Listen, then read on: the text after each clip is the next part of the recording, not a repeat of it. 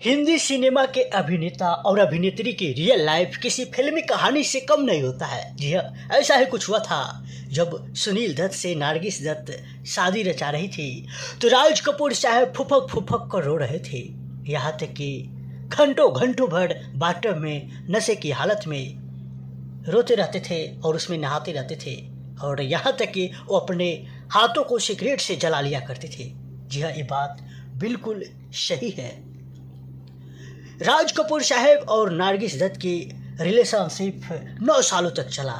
इसके बाद भी एक दूसरे से शादी नहीं कर पाए। बताया जाता है नारगिस दत्त को राज कपूर साहब कई बार भरोसा दिलाया कि मैं अपनी पत्नी को तलाक देकर तुमसे ही शादी कर लूँगा, और ऐसे ही करते करते 9 सालों तक राज कपूर साहब नारगिस दत्त से अफेयर करते रहे, लेकिन ऐसा कुछ नहीं हुआ। नारगिस ने आखिरी वक्त तक राज कपूर साहब का इंतज़ार किया। इसके बावजूद भी राज कपूर साहब ने अपनी पत्नी को तलाक नहीं दिया, जिसके बाद नारगिस ने अचानक ऐसा कदम उठा लिया जो राज कपूर साहब ने कभी सोचा नहीं था। नारगिस ने शादी करने का फैसला कर लिया और इस खबर को सुनने के बाद राज कपूर साहब टूट गए थे। बताया जाता है नारगिस के शादी के दिन भी राज कपूर साहब काफ़ी ज़्यादा फुट फुट कर रोए थे। वह नारगिस से काफ़ी ज़्यादा प्यार करते थे, हालांकि वह अपनी पत्नी को तलाक नहीं दे पाते थे। उनकी पहली शादी से उनके बच्चे भी थे, ऐसे में वह अपने बच्चों से दूर नहीं होना चाहते थे।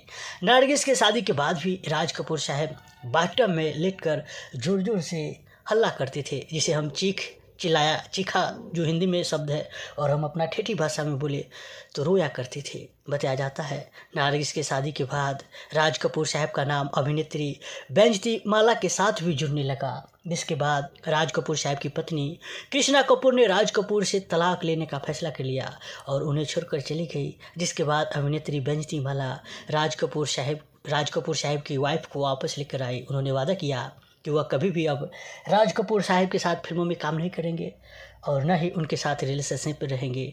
इसके बाद उनकी पत्नी घर पे वापस आई थी और जिस तरह से राज कपूर साहब फुपक फुपक कर रोते थे, वैसे आज की लड़का लड़की फुपक फुपक कर रोया करते हैं।